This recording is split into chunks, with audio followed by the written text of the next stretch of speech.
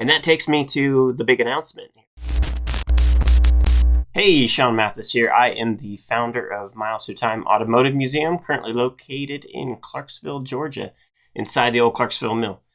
So the last time I did a video like this, it was all about 4 years since starting Miles Through Time in 2017. And since then, it's been 2 years. So it has now been 6 years since the museum has started. And what's pretty crazy is the last video I made, that was 4 years after starting, that was posted July 9th of 2021. And since then, an incredible amount has changed, and it drastically changed after I posted that video. And at the time, I had no idea some of this stuff was going to happen.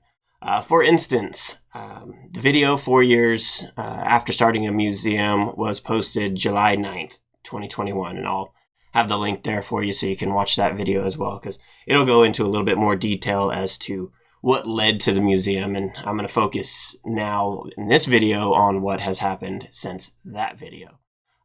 So July 9th, 2021, I post all about what it's been like to start a museum 4 years later, right?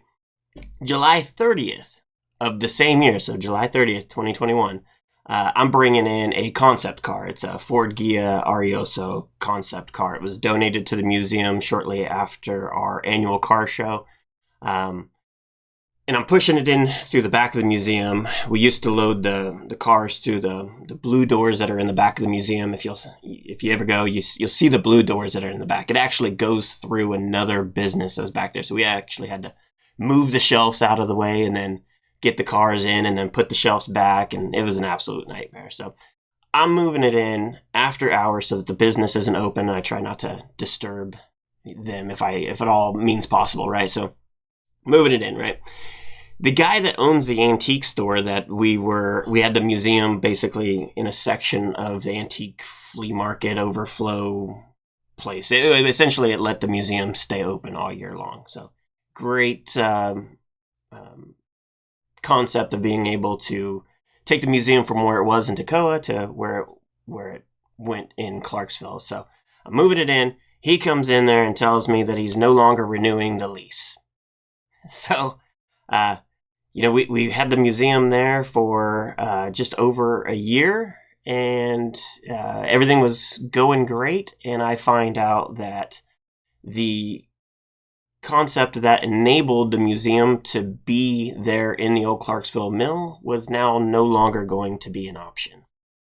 So I had to figure out something extremely quick that would make everything work. So at first, I was stressing. The museum, although its traffic is a lot more than it used to be, we don't have enough traffic, and I can't charge enough admission to pay for the space that the museum is currently in.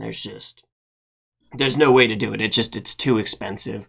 We don't have a wealthy benefactor behind the museum. There's no extra money that comes in to help finance all this kind of stuff. So everything that we do has to make sense to make the museum be able to grow and prosper. So after talking to my wife a little bit, it was decided that we were going to create vintage garage antiques. So the flea market would be gone, and we would create our own version of an antique store, because people seem to enjoy that aspect of visiting the museum and then being able to treasure hunt. So we created Vintage Garage Antiques, and within a few months, I believe November of 2021, so found out in July, by November, Vintage Garage Antiques was created, which also enabled us to expand the museum. So there was a wall that blocked part of the big back room that the museum was in. We took down a huge section of that and immediately expanded the museum. That took us from about 35 cars on display to we currently have 65, which is incredible. Not only did we expand the museum, but we completely changed everything else about the building. So we opened up a roll-up door into the museum from the front, cut another hole next to the counter that you first walk in, and we actually bring the cars right through the big teal doors through Vintage Garage Antiques. So although we still go through another business to get the cars into the museum, it's my business. And every vendor that's in there, I think we currently have 53 vendors. It took us a year, and we completely maximized the space. Everything is full. Everything looks great. All the vendors that are in there, they help support the museum because it is the vendor's rent that pays for the entire space, including the museum, which is huge. And for Miles Through Time being a nonprofit and really only getting money from admission and donations, Vintage Garage Antiques has been a great asset to keep the lights on and a roof over our head. And so in doing that, I now have complete control over the experience of visiting the museum. Before, it was only, once you got through the red doors and you were physically in Miles Through Time, then it was, under my control. But going to the mill and walking into the flea market and all that was nothing I could do about that. And if you visited and saw the U-Haul trucks and a bunch of crap everywhere, really, that there's nothing I could do about that. But all that's gone now. So not only is all that gone, the front facade looks fantastic. We put a 63 Volkswagen Beetle up in the tower, and it's got flashing lights that directs people from the street to where we are within the old Clarkesville mill. We've got a koi pond now. The koi fish were donated to us, and we've got a waterfall coming out of the 47 Chevy. We got a Nash that was donated to us, and there's a whole scene that's in front of the building with all that. Recently, we got a crazy looking Indian in South American style fancy decorated bus that was used as a movie prop. And that movie gets released in the spring, and then I'll be able to announce what movie that's from. But it's crazy looking and it's super cool. So that's out front of the building as well. We've got an airplane now that's going to get refinished and painted OD green and dedicated to a pilot and put back on display in the museum. We've got the fire truck now, and the fire truck we use at parades and let kids check it out. And we collect donations for St. Jude's Children's Hospital with it. So lots of cool things that we can do now. And the whole entrance has been changed. The front of the building has been painted. The entire front entryway where you would get your tickets before, that's completely different and looks so much better. All the booths are filled up. It's great. And in the museum itself, we've got 40 display cabinets now. We've got over 5,000 model cars on display. We added pallet racks. I took the idea from the Coker Museum up in Tennessee. I love it, man. They've got a bunch of vintage motorcycles on it. So we've got much less pallet racks, but we've still got motorcycles on it. The whole middle row is full of pedal cars, and that's pretty much all James Ladewig of North Georgia Body and Paint. That's his pedal car collection that he rotates out and changes, and it's pretty cool. And then the top rack, we've got some vintage bicycles on it. And then we also got a turntable donated by the Henry Ford Museum. So I actually went up, got the turntable, and we put it together, got it all wired up, and now there's a 67 GT 500 sitting on it that was originally owned by Carroll Shelby. So, all this is within the last 2 years. It's absolutely crazy. We added a military exhibit, so the military vehicles will change, but the owners of the military vehicles all have multiple, so we'll be able to swap the vehicles out. We've had every generation of Willys on display from every major conflict before, and that in itself is a pretty cool thing to have. We've also had a few more cars donated to us in the last couple years. We most recently, I think it was, besides the movie bus was donated, we had an 89 Ford Festiva donated to us, a 65 Mercury Comet. And the Comet's pretty cool. The story with that is there's only been 2 people that have ever worked on that Comet. Kathy, who donated it, her dad and her brother are the only 2 people. And, it's pretty cool to be able to keep a piece of family heritage on display for people to enjoy. We also raised funds to purchase a 1935 Mathis. It's the only one in the country, and the museum now owns that car. And it's on display, and then we can use that for concourse events and other big events. We can take a pretty special car out from the museum and be able to share it with more people. We also raised funds to restore the 58 Golden Hawk that was donated to us. I was trying to remember when the Golden Hawk was donated. I believe it was before the 4-year anniversary, 4 years since we started the museum, so I may have mentioned it. Obviously, I don't remember, but the car was beautiful. But when you walked up onto it, you could see it could use a paint job.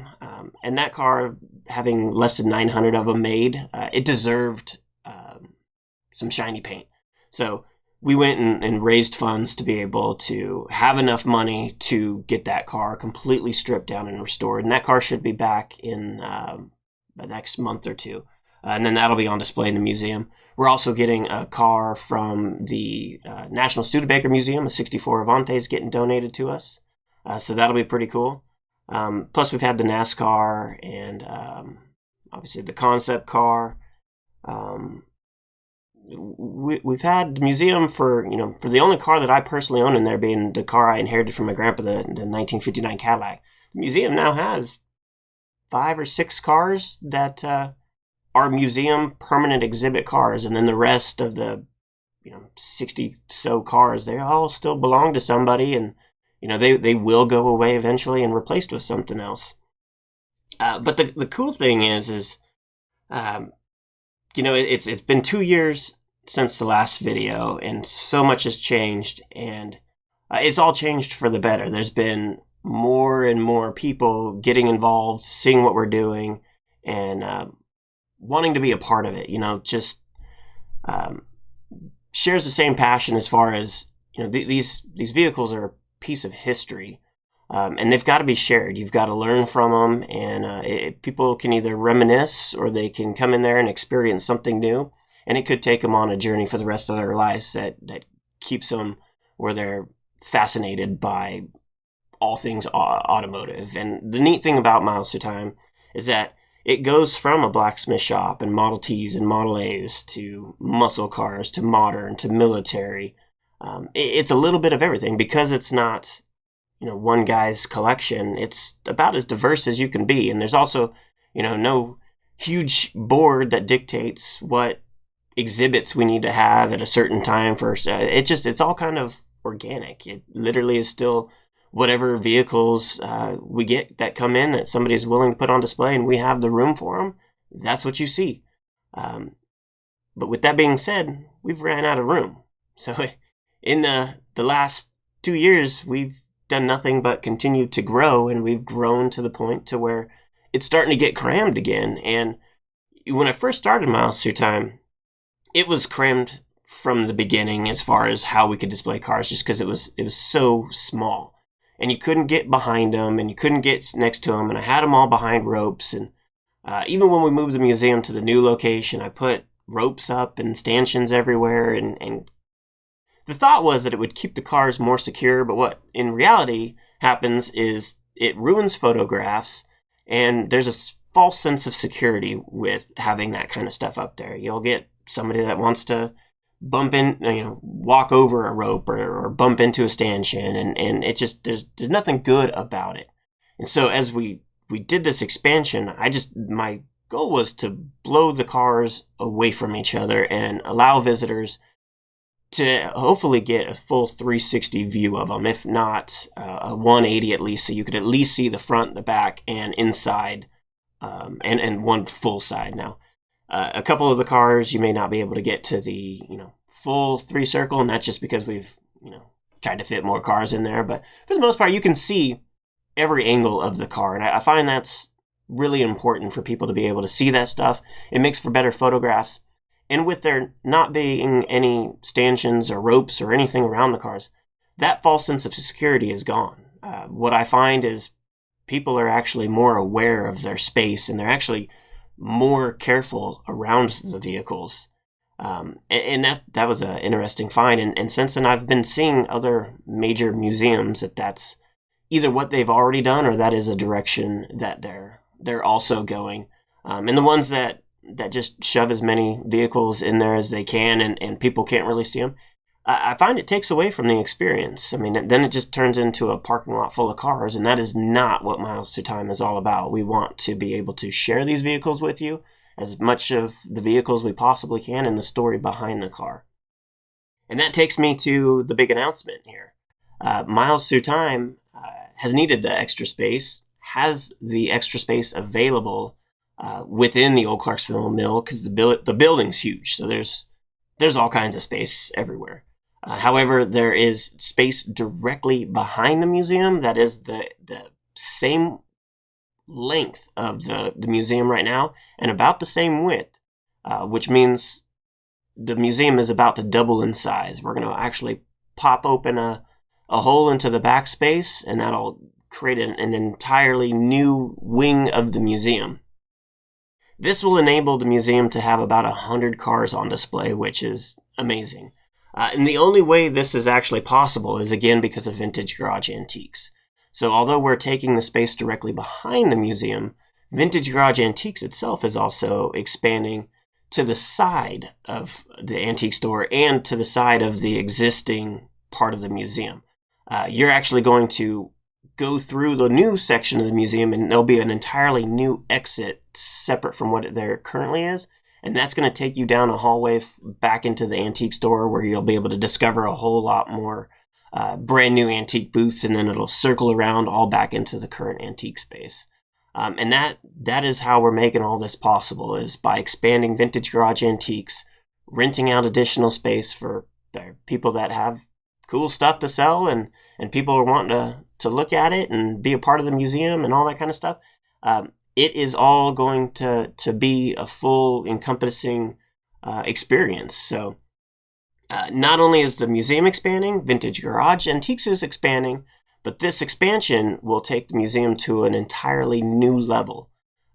This addition has access to a loading dock, so we're going to figure out what it's going to take to build a ramp so that we can bring cars directly in and out of the museum for the first time ever, really.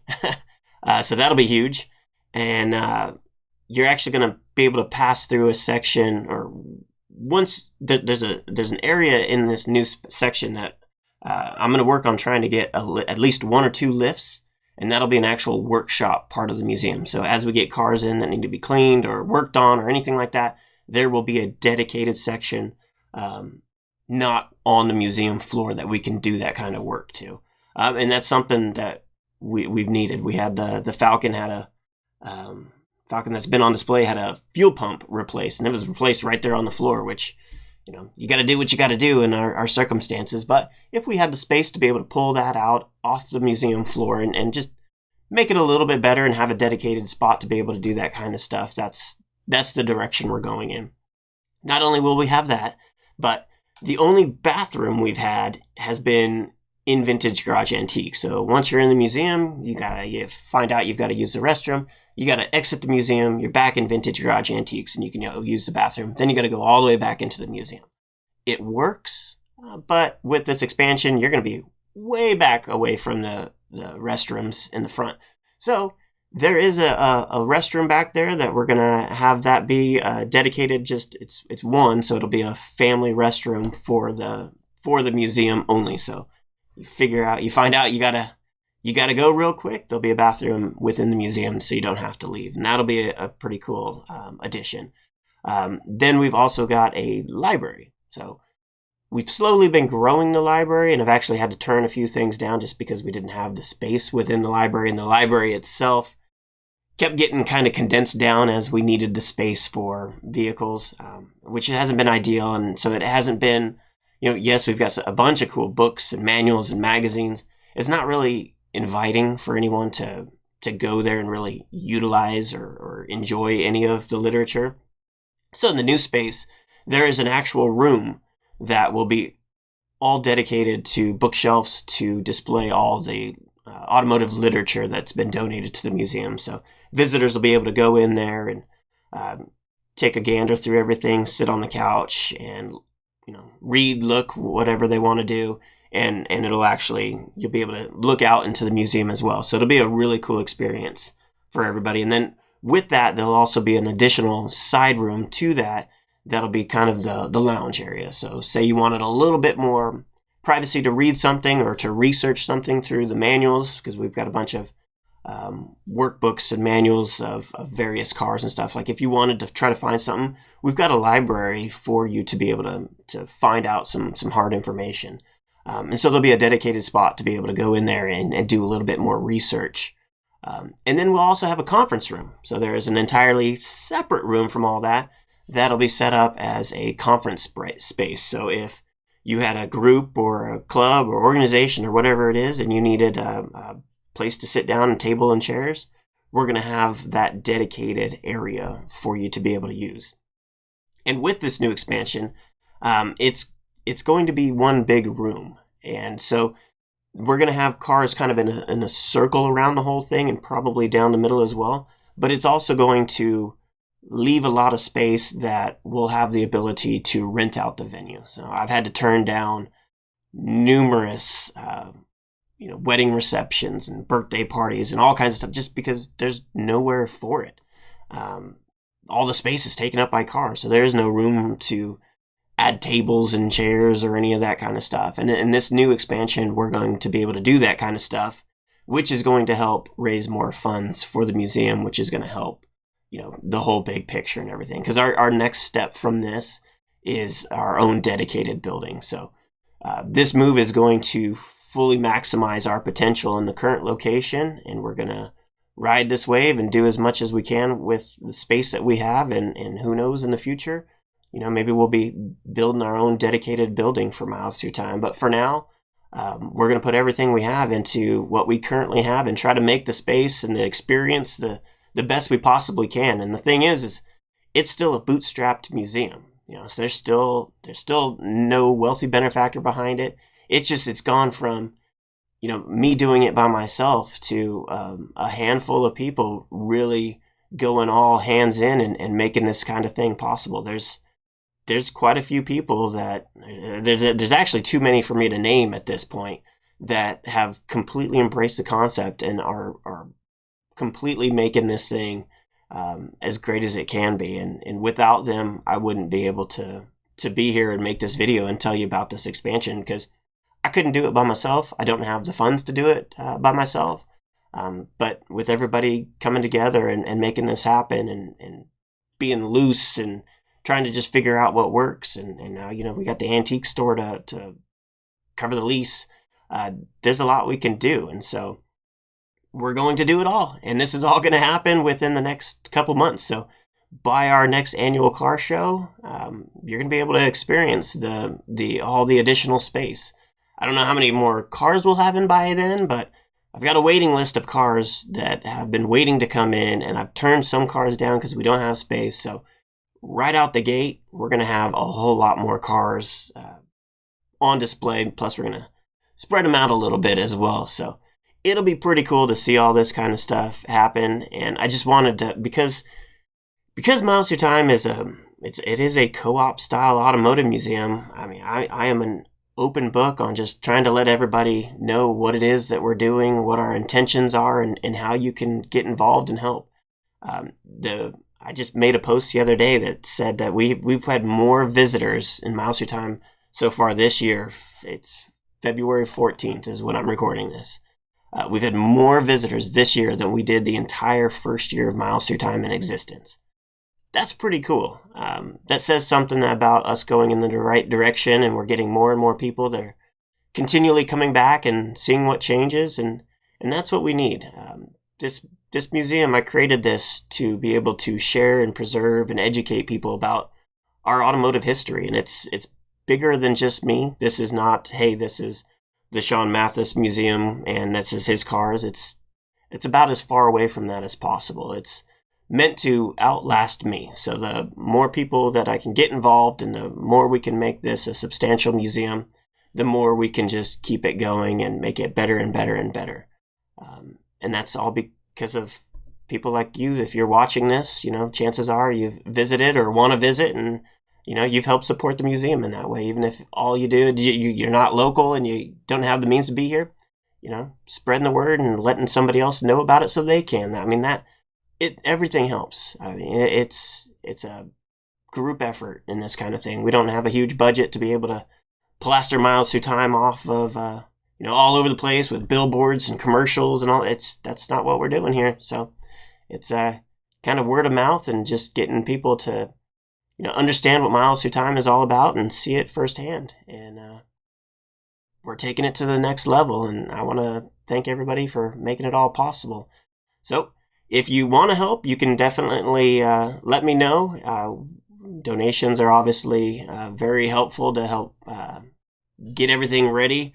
The space is not move-in ready. It's going to require some holes in some walls and some ramps built and some lights changed and a whole lot of paint.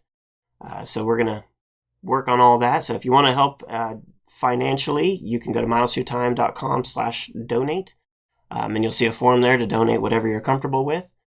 If you want to help hands-on, that kind of stuff, definitely feel free to shoot me an email at sean@milesthroughtime.com. Or just, share the video and let somebody else know what Miles Through Time is all about. But if you have any questions, I'm always a open book, so you can reach out to me anytime. So for more information about Miles Through Time, you can go to milesthroughtime.com or follow us on social media.